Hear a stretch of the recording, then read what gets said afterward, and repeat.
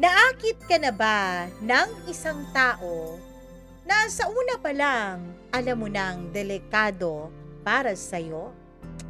Alam mo nang may napakalaking red flag o di kaya naman ay maraming nagsasabi sa isipan mo na ang taong ito ay off limits, hindi dapat. Pero paano kung inakit ka talaga? At paano kung nagpaakit ka naman? Nako, simulan natin ang isa na namang kapanapanabik na kwento na isi-share ko sa inyo sa araw na ito. I'm sure may mga ganito talagang mga pangyayari na halos magkakatulad nito dahil may mga alam na rin akong kwento na halos kapareho nito pero hindi naman sila naglalakas loob na mag-share dito sa ating programa. Bali, personal ko silang kakilala. Bali, ito ang unang beses na may nag-share sa atin ng ganitong klasing tema. Kaya eto na, huwag na nating patagalin pa ang inyong paboritong programa, ang Dear Mama Mia.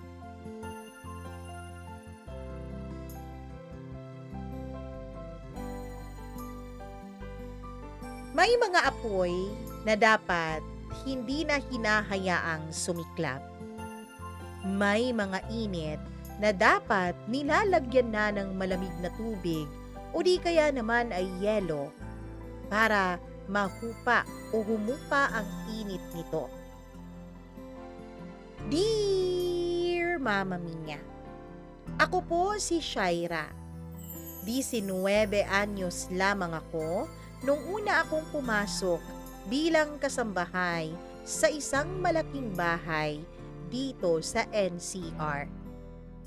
Hindi ko na lang po sasabihin ang lahat ng tungkol sa pagkatao ko, pati na rin ang bahay at ang lugar kung saan ako nagtrabaho noon. Eto po, Mama Mia, ay para protektahan na rin ang aking katauhan, pati na rin ang mga katauhan ng mga taong ayaw madamay sa kwento ko.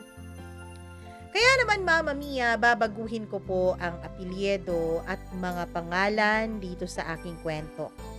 Kung may babanggitin man akong apelyido, hindi po ito ang totoong apelyido ng mga taong involved. Well, Mama Mia, pinakilala ako ng pinsan kong itago natin sa pangalang Ate Tina sa isang mag-asawang mayaman. Itago natin sila sa pangalang Ma'am Isabel at Sir Leonard. Maaliwalas at malaki ang bahay nila. Mamahalin ang lahat ng mga gamit na nasa loob. Amoy imported na pabango ang bawat sulok ng bahay na yon. Parang ibang mundo ito kumpara sa barong-barong naming tirahan sa aming probinsya. Mama Mia, disente, profesional at maayos silang mag-asawa sa unang tingin. Si Ma'am Isabel, laging busy sa kanyang trabaho sa ospital. Doktora po kasi siya, Mama Mia. Si Sir Leonard naman ay isang negosyante. Tahimik, ngunit may kakaibang dating. Malalim ang kaniyang mga mata. Makisig siya. Kahit nasa late 30s na siya nitong mga panahon na ito. At ako naman, Mama Mia, isa lamang akong hamak na kasambahay nila. Tagapaglaba, tagapaglinis, tagasilip ng kanilang mga buhay mula sa likod ng malaking kortina. Mula sa unang linggo ko sa kanilang tahanan, napapansin ko na po si Sir ay may kakaibang pagtingin o paraan ng pagtingin sa akin. Hindi ko alam kung ganun lang ba siya tumingin, ganun lang ba talaga ang mga mata niya, o dahil kakaiba nga talaga ang turing niya sa akin. Mama Mia, pakiramdam ko po kasi ay parang hinuhubaran ako ni Sir kapag tinitignan niya ako. Parang may kakaibang lalim kapag tumitig siya sa akin. Ang totoo niyan, hindi naman po ako nababastos. Ang totoo niyan, aaminin ko dito sa programa mo na minsang nahuli ko siyang nakatingin sa akin ay may kakaibang kiliti akong naramdaman sa aking pagkababae. Tuwing nagsasalin ako ng kape sa tasa niya, nararamdaman ko ang titig niya sa likod ng batok ko. At kapag nililingon ko siya, humingiti lang siya. Yung tipo ng ngiting hindi mo alam kung ano ang ibig sabihin. Yung tipo ng ngiting parang may gustong sabihin pero hindi naman niya maigawang magsalita.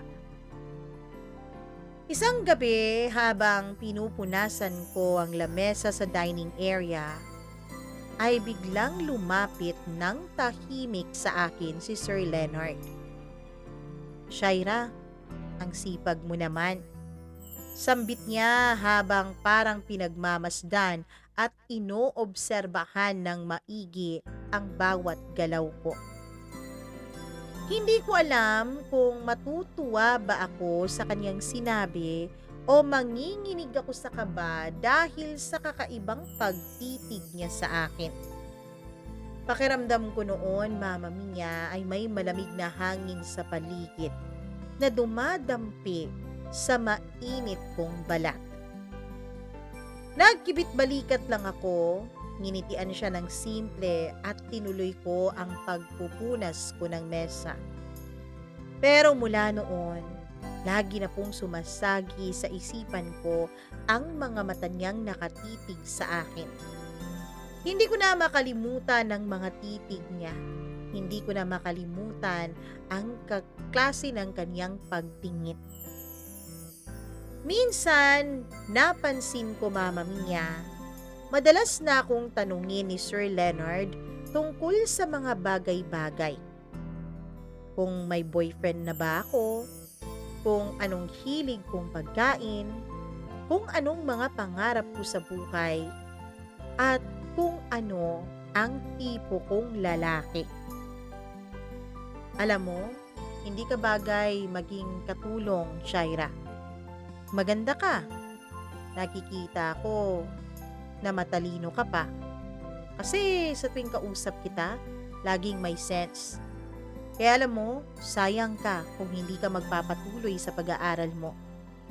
Sabi niya minsan sa akin nung kaming dalawa lang ang naiwan sa may sala.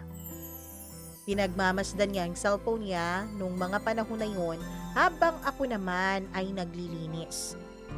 Bigla na lang niya akong tinanong kung may balak ba akong bumalik sa pag-aaral. Napayuko na lang ako noon, Mama Mia. Kasi ang totoo niyan, minsan nga naiisip ko ring hindi naman siguro ito lang ang buhay na naghihintay para sa akin. Pero wala naman akong choice. Kailangan ko po ng trabaho.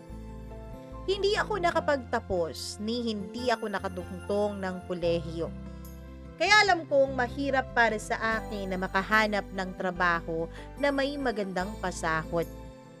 Swerte na nga ako kung tutuusin dahil nakapasok ako sa bahay na ito. Nagkibit balikat na lang ako noon.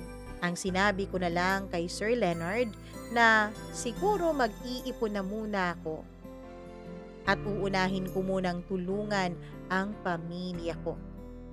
Tumango-tango lamang siya. Tapos ako ay gumawa na ng dahilan para makaalis dun sa sala at pumasok na ng kusina. Lumipas ang mga araw. Napapansin kong parang sinasadya niyang magpakita sa akin ng kaniyang katawan. Hindi ko alam kung ako lang ba talaga yun, Mama Mia. Pero napapadalas na po ang paglabas niya ng banyo na nakatapis lamang ng tuwalya mula sa kanyang bewang pababa. O minsan naman ay bigla na lang siyang lilitaw habang nagsasampay ako ng mga pinaglabhan kong damit. At tititig siya sa akin habang ngumunguya ng bubble gum. Hindi ko alam, Mama Mia, kung bakit niya yun ginagawa. Hindi ko alam kung bakit lagi na lang niya akong tinititigan ng ganon. May nais ba siyang iparating o ipabatid sa akin? Hindi naman sa nababastusan ako sa kilos niya. Hindi naman ako inosente sa kung anumang bagay, Mama Mia. Pero para sa akin ay parang may apoy po ang kaniyang mga mata sa tuwing tinititigan niya ako. Minsan nga kapag nasa loob na ako ng kwartong tinutuluyan ko sa malaking bahay na yon, ay lagi kong sinasaway ang sarili ko. Lagi kong sinasabihan ang sarili ko, Mama Mia, na amo mo siya, boss. Kasambahay ka lang kaya matuto kang lumugar. Hindi ka naman niya siguro pag nanasaan, Shaira. Di hamak naman na mas maganda ang asawa niya kaysa sa'yo. Mas sophisticada pa. Kaya huwag kang mag-isip ng kung ano-ano. Walang ibig sabihin yung mga titig niya. Baka ganun lang talaga siya. Baka inoobserbahan lang niya na maging maayos ang pagtatrabaho ko sa kanilang bahay. Ilang beses ko po yung inulit-ulit sa sarili ko habang nakaharap ako sa maliit na salamin sa loob ng kwartong iyon. Gabi-gabi, Mama Mia, pinapaalalahanan ko ang sarili kong isa lang akong kasambahay sa bahay na yon. No more, no less. Pero marami pa po ang nangyayari. Unti-unti ang paglapit niya sa akin. May mga tagpong nakakaramdam ako na punong-puno ng tensyon, lalo na tuwing magkasama kami at kaming dalawa lang ang nasa bahay. Minsan, Mama Mia, kapag naglilinis ako o di kaya naman ay may ginagawa, sa kabilang bahagi ng bahay ay sinasadya niya talaga ako. May mga pag-uusap na rin kami sa madidilim na sulok ng bahay na yon, lalo na kapag wala ang asawa niyang si Ma'am Isabel. At sa mga pagkakataong halos magkadikit na ang aming mga balat. Minsan, lalo na kapag nilalapitan niya ako, kapag may ginagawa ako. Hindi ko alam, Mama Mia. Hindi ko alam kung papaano ko ba gagawin ang iwasan siya. Wala naman siyang sinasabi. Wala din naman siyang ginagawang hakbang. Hindi naman niya ako hinahaplos. Basta simpleng pagdidikit lang ng katawan. Hindi ko na mabilang kung ilang beses akong nagigising sa kalagitnaan ng gabi na para bang may kung ano akong nararamdaman sa aking dibdib. Hindi takot, hindi rin naman kaba, kundi isang uri ng damdamin na animoy may pagkasabik na hindi ko maipaliwanag. Lalo na kung naririnig ko na ang mga pamilyar na yapak ni Sir Leonard sa hagdan tuwing madaling araw. Minsan napagmasdan ko siya sa sala habang nanonood siya mag-isa ng Netflix. Nakahiga siya sa sofa, walang suot na pang-itaas. May hawak na baso na may lamang konting alak. Whiskey ata yun. At bukas ang dalawa niyang botones sa kanyang pantalon. Yung pantalon na maraming botones, yun po ang suot niya nung mga panahon na yun.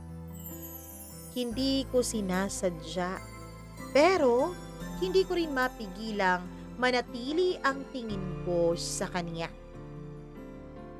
Shaira, bigla niyang tawag sa akin na napansin na pala niya akong nakatingin sa kanya. Nagulat ako at halos mapasigaw pa ako noon. Gusto mo rin bang manood? Tanong niya. Walang mali siya ang boses niya, Mama Mia. Pero bakit ganon? Para akong nilulunod ng sarili kong pagnanasa at pananabik. Mama Mia, dapat noon ay tumakbo na ako. Dapat noon ay umalis na ako. Kaya lang, imbis na umayaw sa paanyaya niyang makinuod, ay umupo pa ako sa gilid. Pero medyo malayo pa rin naman yun sa kanya. Kahit wala kaming ginagawa, ramdam ko na may kakaibang init sa hangin. Tahimik lamang kami habang nanonood. Pero parang sumisigaw na ang damdamin ko noon, Mama Mia. Parang yung init ay unti-unti nang kumukulo. Alam mo yun, yung nagpapakulo ka ng tubig. Yung malapit na malapit ng kumulo, may tumutunog na parang sumisingaw. Ganon ang pakiramdam ko noon, Mama Mia. Pagkatapos ng ilang minuto, ay bigla siyang nagsalita. Namimiss mo na ba ang magkaroon ng kayakap? Tanong niya. Napatingin ako sa kanya. Hindi ako makasagot pero ang totoo, oo, ang sagot na yun, Mama Mia. Sa totoo lang, namimiss ko ng may kayakap. Hindi naman na ako inosente pagdating sa pakikipagrelasyon at pagdating sa pagpapainit ng katawan. Meron naman na ako mga experience sa ganun, Mama Mia. Kaya lang, nung mga panahon na yon, ay parang kakaiba ata ang meaning niya sa sinabing namimiss mo na bang may kayakap. Ewan ko pero na-imagine ko na siya ang kayakap ko, Mama Mia. Matagal na rin kasi akong walang niyayakap na kahit na sino. Simula noon ay parang naging kakaiba na ang mga kilos naming dalawa sa isa't isa ni Sir Leonard. Hindi kami naglalampungan, hindi kami nagkikiskisan. Pero ang mga mata namin palaging naglalaro. Palaging may tanong, palaging mayroong hamon. Minsan, tinanong niya ako habang ako ay naglalampaso sa sahig. May naiwan ka bang manliligaw dun sa probinsya niyo, Shaira? Po, meron po. Pero hindi po ako umoo. Hindi po ako sumagot. Bakit naman? Ayaw mo ba sa lalaki? Ano po mas gusto ko pong makapagtapos sana ng pag-aaral. Pero dahil hindi kaya, mas gusto ko na lang na magtrabaho para makatulong sa pamilya ko. Ngumiti siya. Sabay sabing, paano kung ang lalaking darating ay kaya ka namang paaralin at kayang tuparin ang mga pangarap mo? Nag-init bigla ang pisngi ko, Mama Mia. Parang na-excite ako sa tanong na yon pero syempre hindi ako nagpadala. Sumagot ako sa kanya. Siguro hindi po sapat yun. Ayoko pong maging palamunin. Ang gusto ko po yung magsumikap ako, sir. Tumango siya. Alam mo, gusto ko yung sagot mo. Hindi ka gold digger. At mula noon ay tila mas naging malalim pang bawat pagtitig niya sa akin. Na para bang ang mga tanong na tinanong niya ay pagsubok lamang sa akin noon, Mama Mia. Isang hapon, umuulan. Walang tao sa bahay kundi kaming dalawa ni Sir Leonard lamang. Si Ma'am Isabel ay nasa ibang lugar para sa seminar niya. Ako naman ay naghuhugas ng pinggan noon habang patuloy pa ring umaambon sa labas. Bigla siyang pumasok sa kusina. Bakit hindi ka pa nagpapahinga, Shaira? Tanong niya. Ay sir, wag mo kayong mag-alala. Okay lang po ako, sabi ko. Lumapit siya sa likod ko, Mama Mia. Hindi ko alam kung sinasadya niyang dumikit sa akin. Pero naramdaman ko ang init ng kanyang dibdib sa likod ko. Hindi ako gumagalaw. Humigpit ang hawak ko sa pinggang hinuhugasan ko. Shaira, bulong niya. Mabilis ang tibok ng puso ko. Bago pa man ako makasagot ay humakbang na siya papalayo. Walang sinabi, wala rin namang ginawa. Pero ang hindi ko maintindihan kahit wala siyang sinabi at wala siyang ginawa ay naiwan naman niya akong nanginginig sa sobrang kaba at pagkasabik, Mama Mia. Mula noon ay hindi na nga ako makatingin kay Sir Leonard sa kanyang mga mata. Simula nung gabing halos magdikit na ang katawan namin sa kusina, pakiramdam ko ay parang may pader na sa pagitan naming dalawa.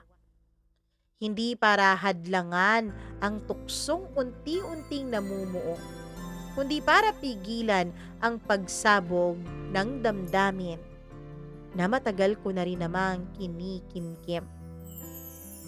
Oo, aaminin ko, Mama Mia. May kakaibang init akong nararamdaman na tinatago ko lamang sa aking sarili. Pero minsan, kapag nagkakasalubong kami sa pasilyo ng bahay, ay sumasabit ang mga mata niya sa akin. Hindi naman yung mga mata na puro na lang kabastusan.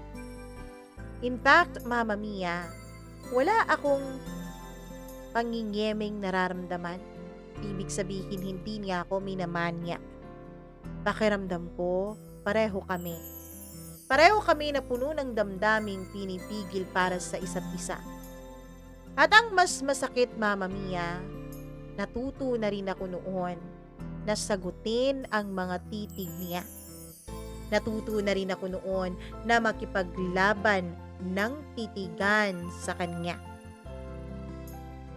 Tuwing gabi, habang nagpapahinga sa kwarto ng mga kasambahay, hindi ko maiwasang isipin, paano kung hinayaan kong dumikit ang likod ko sa dibdib niya? Paano kung nung nasa likuran ko siya ay sinandal ko ang sarili sa kanyang matitipunong dibdib? Paano kung bigla ko siyang hinarap at sinabi kong gusto ko rin? Ano na kaya ang level naming dalawa? Hindi ko man masabi ng malakas, pero sa loob-loob ko, gusto kong maramdaman kung papaano yakapin ng isang lalaking katulad niya. Gusto kong maramdaman kung papaano niya hahaplusin at pagpapalain ang aking katawan. Lalo na tuwing umuulan, Mama Mia. Lalo na tuwing mag-isa ko at namimiss ko ang probinsya. Kasalanan ba kung nasasabik ako sa isang taong hindi ko dapat iniisip? Kasalanan ba kung nasasabik ako sa mga yakap ng isang taong may asawa na? Isang gabing malamig habang nagpapahinga ako sa labas ng kwarto ko, Mama Mia, ay biglang lumapit si Sir Leonard sa akin. May dala siyang kumot at mug ng mainit na gatas. Napakalamig ng panahon, no? Bare months kasi. Baka giniginaw ka na, sabi niya sabay abot ng kumot sa akin. Salamat po, sir. Nanginginig man sa loob ay nagawa ko yung sagutin. Sa totoo lang ay papasok na sana ako noon sa loob, kaya lang meron pa akong nakalimutang gawin. Meron pa akong nakalimutang trabahuin, kaya ang sabi ko, uupo na lang muna ako sa upuan na nasa labas ng kwarto ko. Pero ang hindi ko alam ay lalapitan pala ako ni Sir Leonard. Tapos noon umupo pa siya sa tabi ko, Mama Mia. Tahimik lamang siya. Wala siyang sinabi at ako rin naman ay wala ring lumalabas sa bibig ko. Ano bang sasabihin ko? Sandali lang ang moment na yon. Pero pakiramdam ko, Mama Mia, para kaming nasa loob ng mundo na kaming dalawa lang ang laman. Shaira, sambit niya na halos paanas o pabulong na. Lumingon ako At dun ko nakita sa mga mata niya, nakakita ako ng init, ng apoy, ng pagnanasa. Pero sa ikabilang banda ay nakakita din ako ng kalungkutan na para bang nangungulila. Hindi ako makasagot, Mama Mia. Hindi ko alam kung paano sasagutin ang simpleng pabulong na pagtawag niya sa pangalan ko. Alam kong mali. Bulong niya sa tenga ko. Pero hindi ko mapigilan. Hindi ako makaimik noon. Pero sa mga sumunod na sandali ay naramdaman ko ang kamay niya na humaplos na sa pisngi ko. Banayad lamang ang haplos na yon, ngunit may dalang kakaibang init. At bago ko pa man maawat ang sarili ko, ay pumikit na ako at naghihintay sa susunod niyang gagawin. Isang halik. Isang simpleng halik ang binigay niya sa akin. Pero Mama Mia, ang halik na yon ang naging mitsa ng lahat. Ang halik na yon ay animoy posporo na siyang nagsindi ng isang apoy na hindi dapat nangyari at hindi namin dapat na naramdaman. Opo, Mama Mia. Simpleng halik man ay naging malalim nang parehong nagtagpo ang mga mata namin. Ayos lang ba kung uulitin ko ang halik na yon? Tanong niya. Imbis na sumagot ay pumikit ulit ako.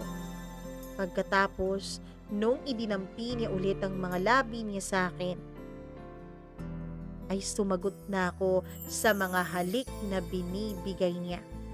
Hanggang sa siniil na nga niya ako tuluyan ng halik. Hanggang sa tuluyan na ngang nagpaubaya ang buong katawan at pagkatao ko sa kanya. Mula noong gabing yun ay nagsimula na kaming magtago sa likod ng katahimikan. Tuwing wala si Ma'am Isabel, ginagawa namin ang mga bagay na dapat ay hindi nangyayari sa isang kasambahay at sa kanyang amo. Magkasabay kaming nagkakape. Minsan, Mama Mia, kapag alam naming tuluyan ang nakaalis si Ma'am Isabel, ay sabay din kaming naliligo dalawa.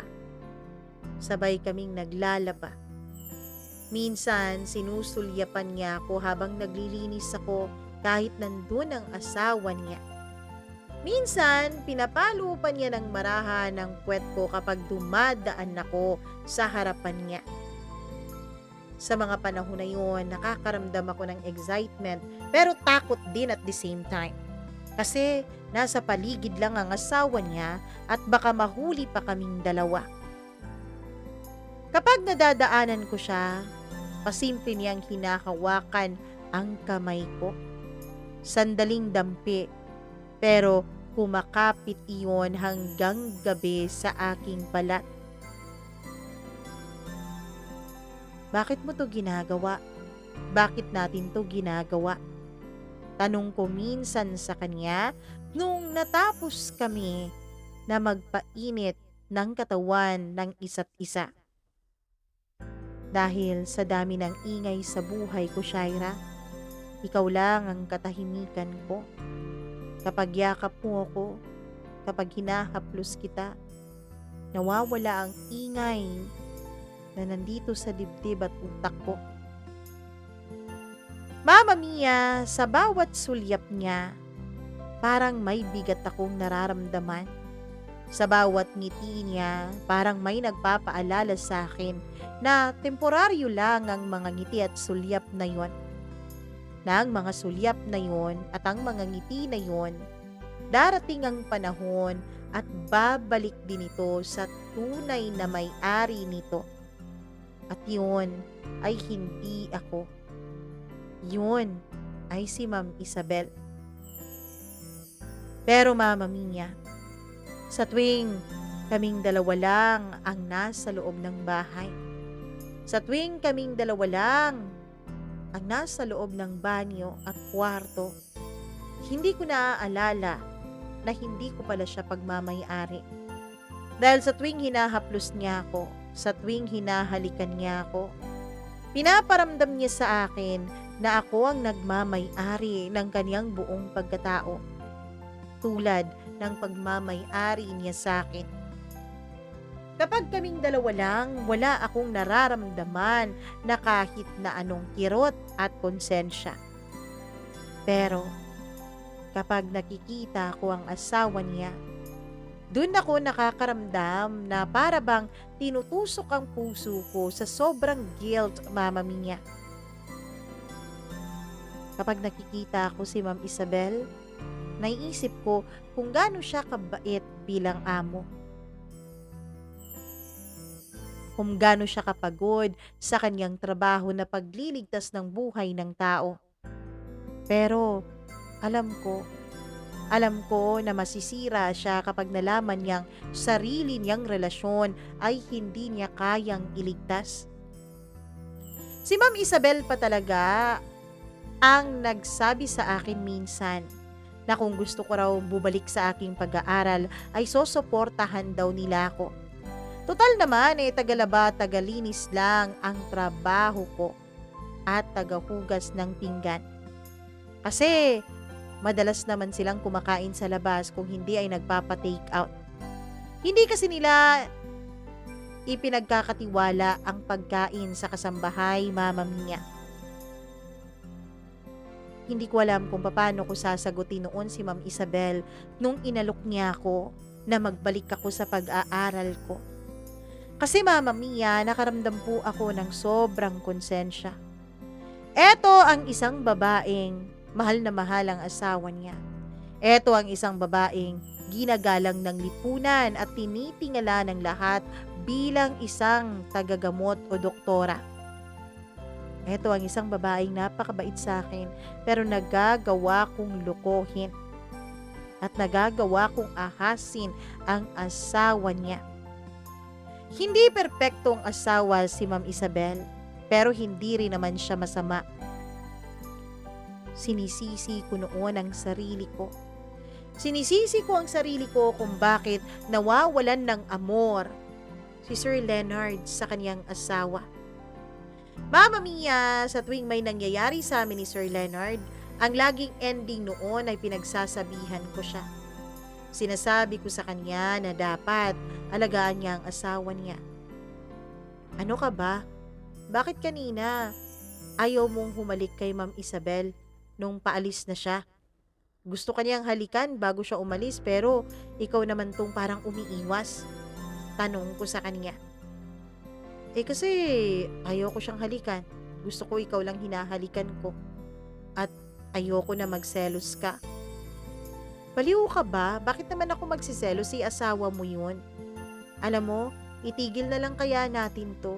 Kung hindi mo naman tatratuhin ng maayos ang asawa mo. At dahil doon ay niyayakap na niya si Ma'am Isabel at hinahalikan.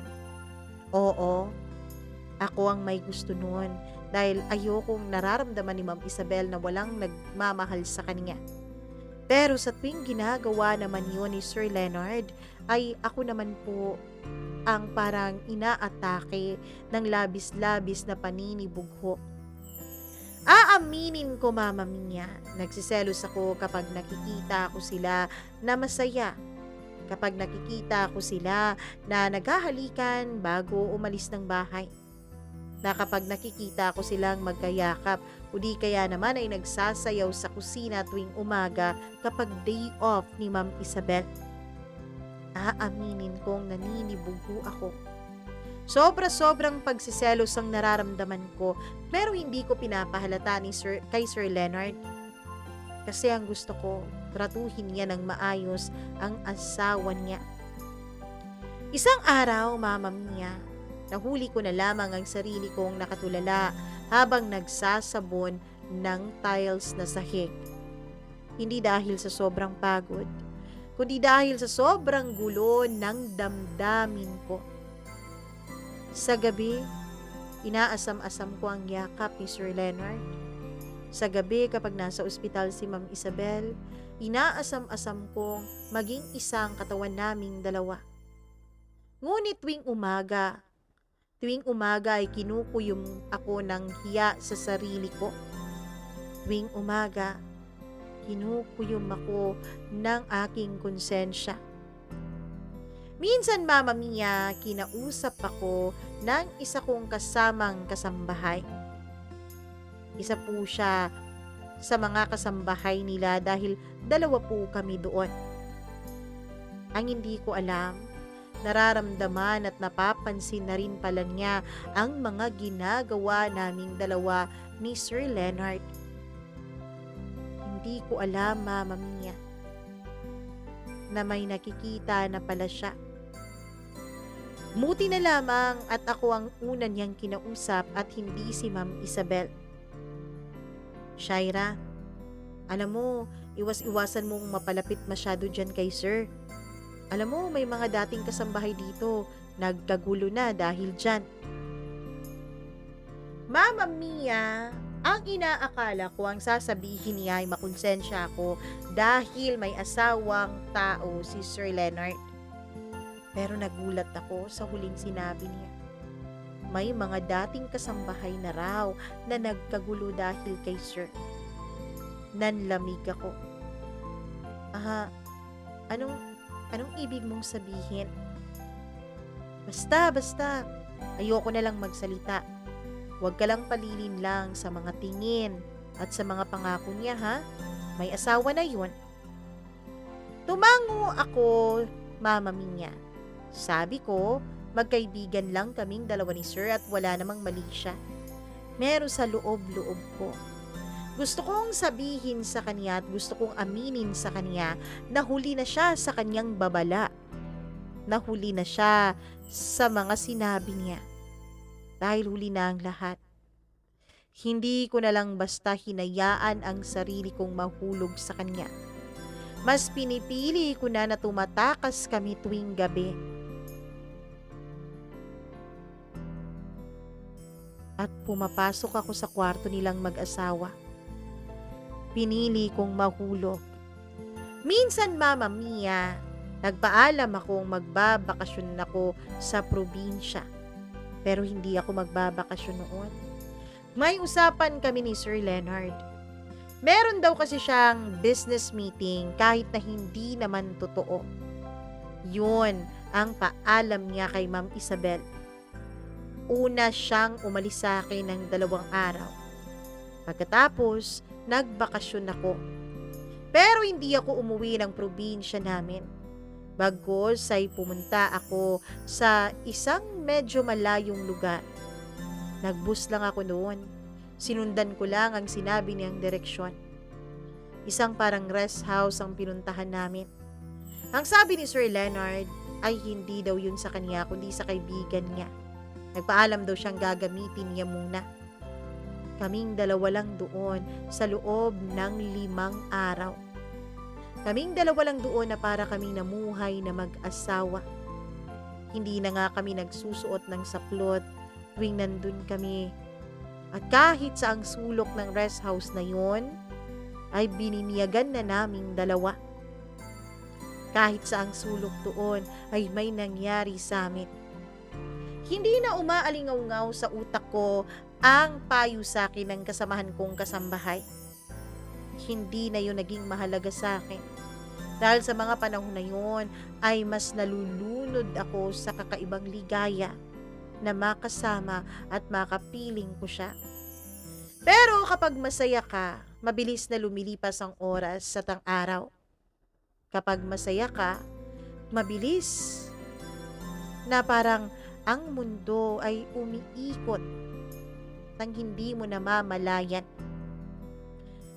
Mama Mia, hanggang sa nagpaalam na siya dahil uuwi na raw siya.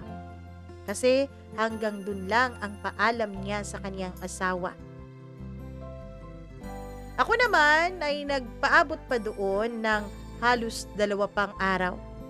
Pagkatapos noon ay umuwi na rin ako dun sa mansyon nila.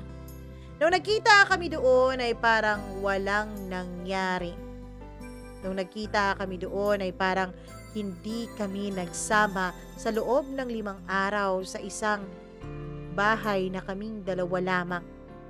Parang hindi kami nagpakasasa sa init ng katawan ng isa't isa. Akala ko, Mama Mia, lahat ng mangyayari sa amin ay pawang mga masasaya, may init na mga tagpo lamang. Pero gaya ng sabi nila, walang lihim na hindi nabubunyag. At nangyari nga ang pinakakinatatakutan ko. Isang gabi, habang wala ako doon sa kwarto ng mga kasambahay,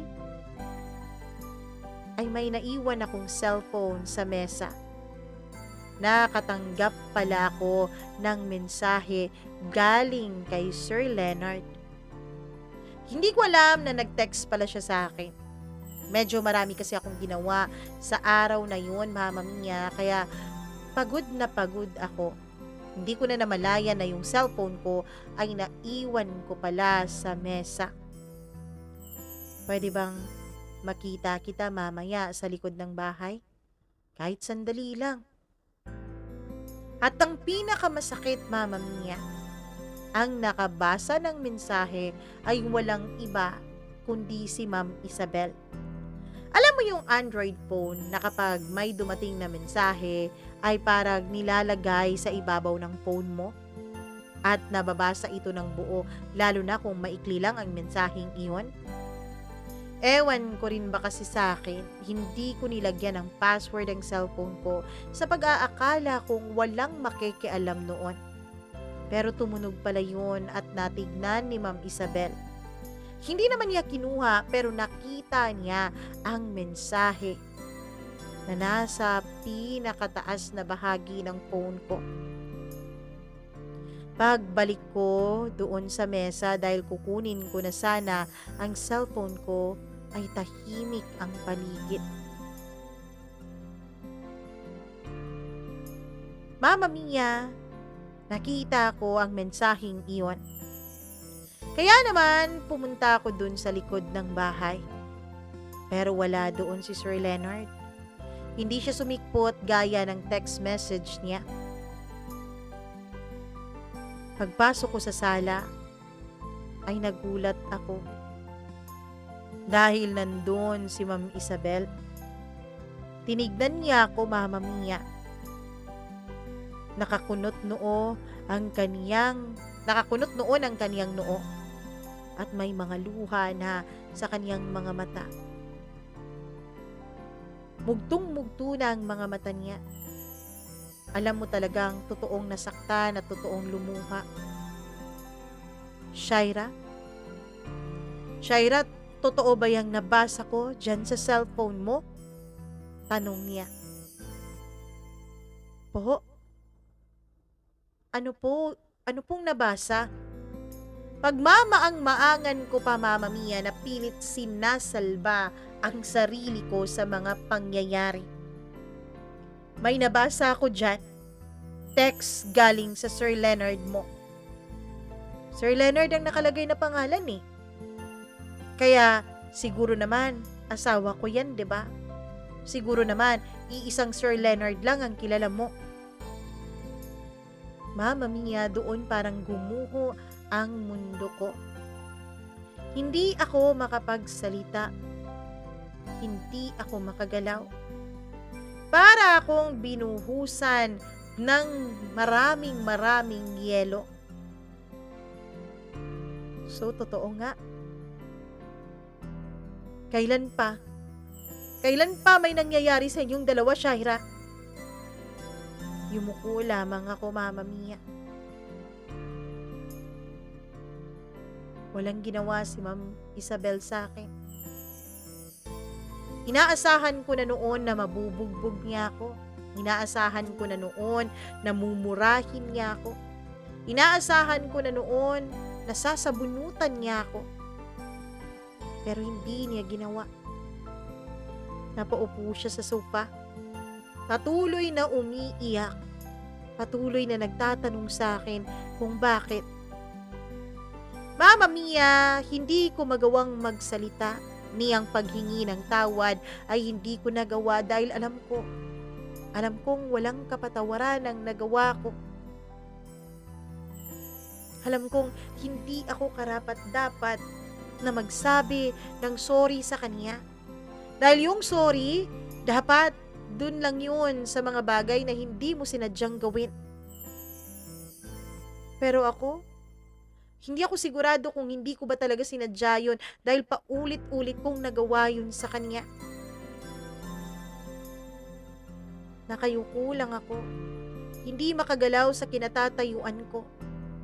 Siguro mga halos 10 minuto ang lumipas sa tumayo siya. Pagkatapos ay pumasok sa kwarto nila. Ako naman, Mama Mia, ay pumasok din dali-dali dun sa kwarto ng mga kasambahay. Nag-empake ako, Mama Mia. Hindi na ako nagpaalam.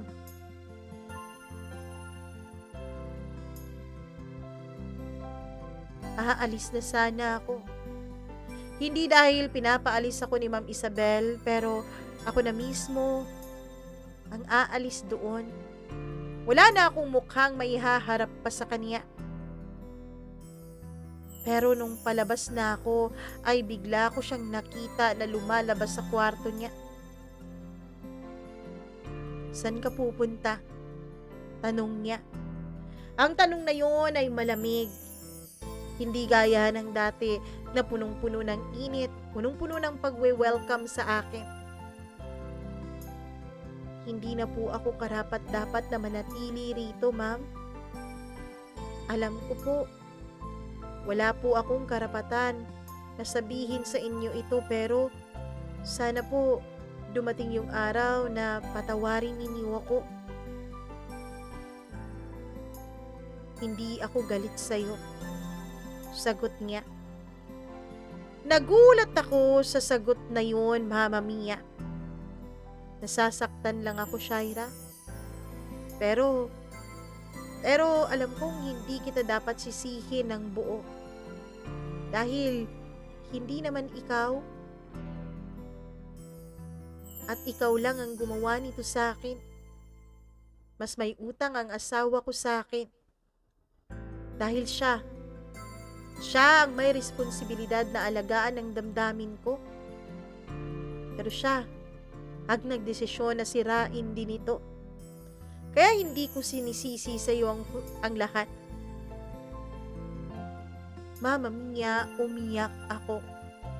Inisip ko noon, paano ko ba nagawang saktan ng babaeng ito? Paano ko ba nagawang ahasin ang kaligayahan niya? Napakabait ng babaeng to. Kung siguro ibang asawa lang yun, baka nakaladkad na ako, napahiya na ako, nabugbog na ako. Pero iba si Ma'am Isabel. Hindi ko alam kung dahil sa professional talaga siya, dahil sanay siyang magligtas ng buhay ng iba kaysa sa manakit, o talagang ganun lang talaga ang ugali niya. Umiyak ako ng umiyak. Napakabait niya at napakasama kong babae. Noong papalabas na ako, Mama Mia, ay nakasalubong ko si Sir Leonard. Isabel, alam mo na? Mama Mia, pumasok lang si Ma'am Isabel sa kwarto nila. Tinignan ako ni Sir Leonard. Saan ka naman pupunta, ha, Shaira? Wala akong lugar sa pamamahay na to. Isa akong anay na dapat pinupuksa. Pero Shaira, mahal kita. Mahal na kita. Mama Mia, kung iba lang siguro ang pagkakataon at iba lang siguro ang circumstances naming dalawa ni Sir Leonard, ay baka nagtatatalo na ako sa tuwa nung sabihin niya sa akin ang mga katagang mahal na mahal kita. Pero alam ko na hindi ako dapat matuwa sa pagmamahal na yun dahil ang pagmamahal na yun ay may isang babaeng labis na nagdurusa at nasasaktan. Napangiti ako ng mapait, kasabay ng pagbuhos ng napakaraming luha sa mga mata ko. Hindi ako magsisinungaling sa iyo, sir. Hindi ko ibibigay ang sarili ko sa iyo kung hindi kita mahal. Mahal din kita. Pero hindi lahat ng pagmamahal kailangang panindigan. Minsan ang tunay na pagmamahal ay nangangahulugan ng pagbitaw. Lalo na kung may nasasaktan tayong iba. Shaira, huwag mo naman akong iwan. Kaya kong iwanan ang lahat, huwag ka lang mawala. Hindi, sir. Huwag mong gawin yan. Dahil kung kaya mong iwan at saktan si Ma'am Isabel ng paulit-ulit, hindi ko na po yun gagawin. Kung iiwanan mo siya, hindi rin naman ako sasama sa'yo. Bakit ayaw mong sumama sa akin? Di ba mahal mo ko? Mahal kita. Pero mali ito. Patawarin mo ko kung nasira ko ang pagsasama ninyong dalawa ng asawa mo. Pagkatapos noon ay tinalikuran ko na siya. Ayaw niyang bitawan ang kamay ko. Pero tinitigan ko siya at pinakita ko sa pamamagitan ng mga titig na yon na siguradong sigurado ako sa desisyon kong umalis. Sa huli ay binitawan din niya ako at tuluyan na siyang umiyak. Mama Mia, tinawagan ko ang pinsan kong nagrekomenda sa akin dun sa bahay ni na Sir Leonard. Humingi ako ng tawad sa kanya. Siya din naman ay hindi makapaniwala sa nagawa ko. Ang akala raw niya sa aming magpipinsan ako ang pinakamatino. Pero sa huli ay tinulungan niya ulit ako. Pero sabi niya sa akin, kapag daw may ginawa pa akong mali sa bagong papasukan ko, ay hindi na raw niya ako kikilanglanin na pinsan. Kaya yun nakalipat ako sa ibang bahay. Namasukan akong muli bilang kasambahay. Malayo na iyon mula sa lungsod kung saan ang bahay ni na Sir Leonard at ni Ma'am Isabel. Sinabi ko talaga sa pinsan ko na ayoko na nasa NCR pa rin ako. Ayoko dahil may mga tsansa na magtatagpong muli ang mga landas namin at ayoko nang mangyari yon. Gusto ko nang lumayo ng tuluyan sa tukso. Mama Mia, kahit na malayo na nga ako, gabi-gabi may alaala pa rin si Sir Leonard sa isipan ko. Ang mga yakap niya, ang mga halik niya, ang mga gabing tanging katahimikan lang ang saksi sa mga damdamin naming bawal.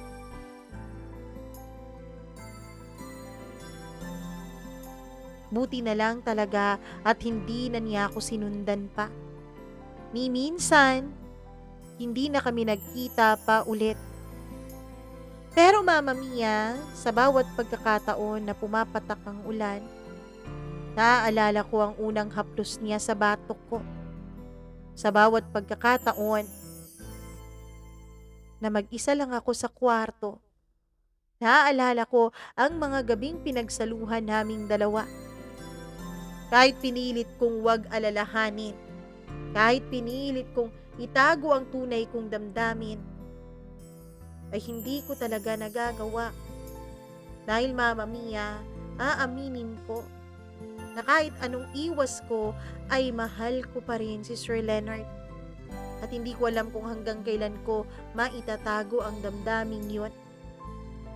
Siguro dapat habang buhay. Kasi ang mga katulad ko at ang mga katulad niya ay walang karapatan at kalayaan na magmahal. Hanggang sa lumipas ang 5 taon. Akala ko, Mama Mia, akala ko ay patuloy na magiging tahimik ang buhay ko.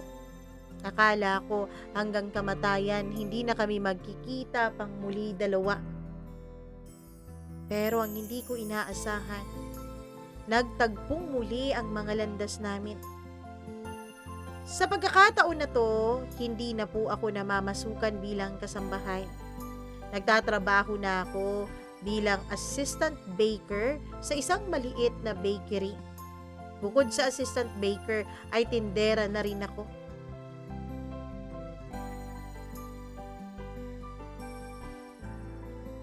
Shaira, gulat na gulat ako noon, Mama Mia, nung siya ang nakaharap ko sa loob ng bakery. Halos hindi ako makabawi.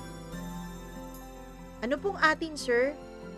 Bawi kong tanong na tila ba hindi ko siya kilala. Shaira, ang tagal kitang hinanap. Sir, gusto niyo po, may bago po kaming lutong pandesal dyan. Kahit po hapon, nagpapandesal po kami. Sabi ko na pilit binabaliwala ang pagtawag niya sa akin na punong-puno ng damdamin. Shaira, pwede ba tayong mag-usap? Sir, kung hindi po kayo bibili, sorry po may iba pa pong customer eh. Sabi ko at lumipat na ako sa ibang customer. Mama Mia, hindi siya umalis. Nandun pa rin siya. Hanggang sa magsarado na ang bakery na pinagtatrabahuan ko. Wala na akong choice noon. Kasi alangan naman na wag akong umalis dun sa bakery kahit sarado na, 'di ba? Sabi ko doon sa baker namin, ako na lang ang maglalak ng bakery. At nung umalis na silang lahat, ay nilak ko na yon. Andun pa rin siya. Nasa labas, naghihintay. Kasi nung palabas na ako at nailak ko na ang bakery ay bigla siyang bumaba sa kaniyang sasakyan. Shaira, please, kausapin mo naman ako. Sir Leonard, tahimik na po ang buhay ko ng 5 taon. Huwag niyo na po sanang guluhin ulit. Shaira, I'm not here para manggulo. I'm here para ayusin ang lahat. Wala na po dapat tayong ayusin, sir. Kung meron man po kayong dapat ayusin, yun ay ang relasyon ninyo sa misis ninyo. Shaira, napagdusahan ko na ang mga nagawa natin. At si Isabel, wala na siya. Namatay siya habang nasa ospital siya at naka-duty during COVID time. Mama Mia, nagulat ako. Pagkatapos niyang sabihin sa akin yun, ay parang nanumbalik po sa akin ang lahat. Ang lahat ng sakit. Hindi yung init, hindi yung mga gabing bawal na pinagsaluhan namin. Hindi yung tukso. Kundi yung sakit na naidulot namin kay Ma'am Isabel. Napaluha ako at hindi ko na namalayan nang umangawa na ako sa pag-iyak. Huwag ka mag-alala, Shaira. Sa uling sandali niya sa mundo, alam kong napatawad na niya tayo. Kamusta ka na? Tanong ko sa kanya. Eto, hindi alam kung saan magsisimula ulit. Ikaw, kamusta ka na? Mas maayos na ako, sir. Marami akong natutunan. Sagot ko. Hindi pa nga pala ako nakahingi ng tawad sa iyo, Shaira. Matagal ko nang pinatawad ang sarili ko, sir. Alam ko, hindi mo naman solong kasalanan ng lahat. Alam ko na hindi kita dapat sinisi dahil ako naman ang pumatol sa mga ginawa mo noong pang-aakit. Ako naman ang natukso at naakit din sa'yo. Sana, sir, matutunan niyo rin na patawarin ang sarili ninyo. Sa uling pagkakataon ay niyakap niya ako, mahigpit.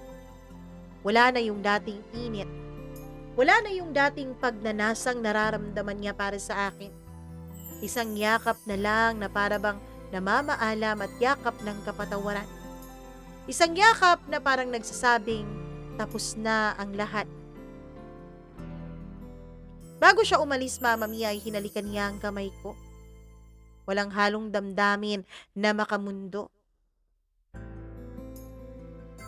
Shaira, Shaira, sa huling 5 taon, na-realize ko kung gaano ko kamahal ang asawa ko. Sa huling 5 taon, na-realize ko kung gaano ko siya sinaktan. Hindi lang naman ikaw ang unang babaeng naging dahilan para masaktan ko siya. Isa ka lang sa mga naging biktima. Pero sana maniwala ka. Totoo ang naramdaman ko sa'yo nung mga panahon na naging tayo. Salamat, Shaira. Salamat sa minsang pagmamahal mo. Salamat din, Sir Leonard. Sana makahanap ka na ng iyong kapayapaan. Sabi ko. At mula roon, Mama Mia, ay tuluyang nagsara ang pahina ng kasalanang naging bahagi ng aking kabataan. Alam ko na may iilan sa inyo na huhusgahan ako. Hindi ko idadahilan na dahil bata pa ako kaya ako natukso at nagkasala. Pero hindi ko rin ikakahiya ang pagkakasala ko. Dahil minsan ang pagkakasala, yun ang nagtuturo sa atin kung paano magmahal ng mas tama sa susunod. Nung nakaraang taon lang, Mama Mia, nabalitaan kong namatay na po si Sir Leonard. Ang sabi ng dati nilang kasambahay na naging kasamahan ko ay conflict daw sa negosyo ang dahilan kung bakit pinapatay ng isa sa mga bago niyang kasosyo si Sir Leonard. Ang hiling ko lang sana noon na sana bago siya nawala ay napatawad na niya ng tuluyan ang sarili niya. Mama Mia, maraming salamat po sa pagbabasa ninyo nitong aking kwento. Salamat dahil ang mga programang katulad ng sa inyo ay nagbibigay inspirasyon sa mga taong katulad namin. Sa mga taong minsan napariwara ng landas, pero ngayon ay pinipilit na maging maayos ulit ang buhay. Sa ngayon ay may asawa na ako. Hindi ako nakapagtapos ng pag-aaral. Ang asawa ko naman ay simpleng mamamayan lang din. Pero masasabi kong masaya naman kami sa buhay namin. Alam din ng asawa ko ang tungkol sa nakaraan ko at tinanggap niya yun, Mama Mia. Alam din pala niya na susulat ako dito sa iyong programa. Maraming salamat po ulit. Hanggang dito na lamang. Lubos na nagpapasalamat, Shaira.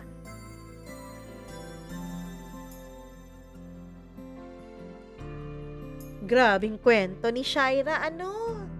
'Di ba? May mga pagkakataon talaga na gano'n eh. Tayo ay nagkakasala, tayo ay nagkakaroon ng mga bagay-bagay na nagagawang mali. Pero hindi po tayo nade-define sa ating mga pagkakamali. Minsan ang mga pagkakamaling 'yon ay kinakailangan para tayo ay mas maging matatag at matuto rin na parang isaalang-alang ang damdamin ng iba. Maraming salamat, Shaira, dahil kahit na medyo controversial ang iyong kwento, ay binahagi mo pa rin dito sa ating programa. Nawa nga ay mahanap mo na sa puso mo ang tunay at lubos na kapayapaan at kaligayahan. At tulad mo, kami din, at least ako, ay naghahangad na sana nga napatawad na ng tuluyan ni Leonard ang sarili niya. Sa lahat po ng merong asawa, kinakasama, merong karelasyon ngayon, hinihikayat ko po kayong lahat na kung hindi na po kayo masaya sa relasyon yan, kung hindi na po kayo happy, why stay, 'di ba? Pero bago ka umalis, magpaalam ka ng maayos. Hindi yung para kang nawawala na lang bigla, 'di ba? Magsabi ka naman. At kung may nararamdaman ka ng hindi tama, palagay mo, itong taong to, parang may ginagawa ng hindi mabuti, parang hindi ka na masaya sa sa paraan ng pag-show niya ng love. Kasi tayo, iba-iba tayo ng love language, 'di ba? Marami na nauuso ngayon ng mga love language. Physical touch, words of affirmation, gifts, ano pa ba 'yan? Hindi ko na alam. Basta ganoon, 'di ba? Iba't iba tayo ng parang action of love, parang ganyan. So, dapat iko-communicate mo 'yan sa misis mo, sa mister mo, sa live-in partner mo, 'di ba? Sa boyfriend, girlfriend mo na, "Uy, hindi mo ako sinasabihang maganda ako." Yun pa naman ang para sa akin na pag-show ng pagmamahal, yung sinasabihan ako ng maganda ako, parang gano'n. Kasi wala naman talagang bagay na hindi nadadaan sa mabuting usapan. So, dapat mag-usap talaga, ipaliwanag, i-explain kung ano talagang nandami na meron ka, kung feeling mo na neglect ka na, kaya hindi ka na masaya, 'di ba? Kasi baka naman itong si Leonard, feeling neglected din siya kasi ang kanyang asawa ay doktor. Alam naman natin ang mga doktor, 'di ba? Masyadong busy sa kanilang trabaho. Alam mo naman yung mga doktor, halos wala na yung mga personal life. Kasi isang tawag ng emergency sa ospital, dapat andun sila kahit day off nila. Ganun ang doktor. Minsan nga, may nakita akong vlogger na parang nagde-date siya ng doctor. Alam mo ba, ang date nila, parang bumili na lang siya ng babae yung vlogger ha, bumili na lang siya ng fast food, food. Tapos, fast food. Basta ganun, bumili na lang siya. Tapos, doon na sila nag-date sa ospital kasi yung jowa niya, supposedly, magdi-day off, hindi natuloy dahil maraming pasyenteng dumating. So, iba talaga ang demand. 'Di ba? Iba yung demand sa mga lawyer, pero mas grabe talaga yung demand sa mga doktor. Lalo na yung mga practicing doctors sa hospitals, iba yung demand sa kanila. So, baka naman, feeling neglected itong si Leonard, hindi niya napipil na ina-appreciate siya, hindi niya napipil na parang, ay, gwapong-gwapo siya, parang siya yung bida, hindi niya ganun napipil. Kaya siya nangangaliwa. Pero wala talagang rason na pwedeng mag-justify sa pangangaliwa. Pangangaliwa pa rin yun. So, ang dapat sana i-communicate. Sa lahat ng manonood ngayon, kung meron kayong mga partner, kung meron kayong mga karelasyon, please communicate properly. Charot lang. Anyways, maraming salamat ulit, Shaira, sa pag-share mo ng iyong kwento dito sa ating programa. Sa lahat ng mga nanonood ngayon, please do like and share this video at huwag niyong kakalimutan na mag-click ng subscribe button dyan. Kung nakapag-subscribe na kayo, dapat mag-click din ng notification bell para lagi po kayong na-update sa tuwing naglalabas tayo ng bagong kwento. And please, ako po ay nagmamakaawa na talaga sa inyo na sana tulungan niyo ako makaabot ng 100,000 subscribers by the end of this year. Grabeng ambisyon yan! Mama Mia, di ba?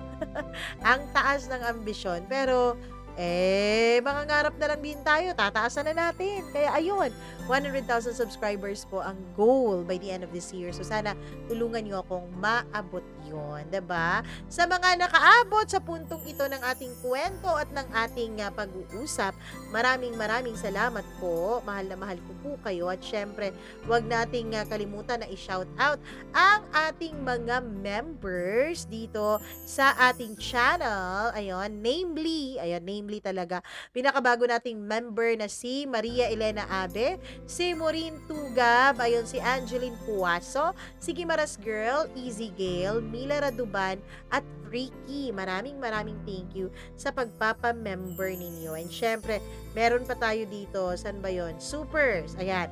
Sa supers natin, meron pong nag-send sa atin ng parang bumili ng super chat, I don't know, super thanks, hindi ko na alam kung anong tawag dyan, merong dalawang bumili, hindi naglo-load, hindi ko alam sino, nakalimutan ko, basta kung sino man kayo, maraming salamat po. At syempre dito tayo sa ating mga komentaryo. Bakit walang internet? Di naglo-load ang ating ay ito na. Ay, ako kay Cheesecake, ayan, maraming salamat, Cheesecake. Hello din kay Lerma, maraming salamat. Kay Maureen Tugab, ayun, thank you very much sa iyo, Maureen. Hi din kay Gimaras Girl, ayun, kay Mary's Cake. Ang daming cake na nakikinig ngayon, ha? Hello, baka naman, charot, joke lang. Wag po kayo maniwala. Joke lang yan. Hi naman kay Lina Ladeza, kay Julieta Stralobio, maraming salamat. Kay Virgil Lopez, RD Edria, hello rin ako. Kay Ashin Sheng, Ayan, long time no see ng comment mo. Alcura Ukit.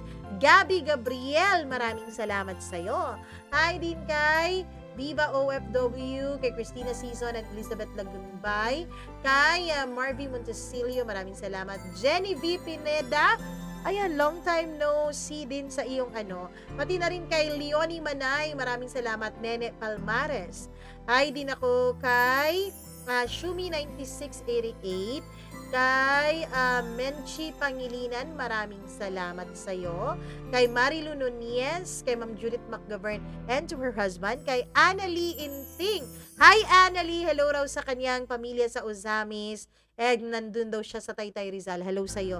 Ingat ka palagi. Kay Jaime Rodriguez, Angelita Villapuerte, Innocent Antena, ayan, maraming salamat sa'yo.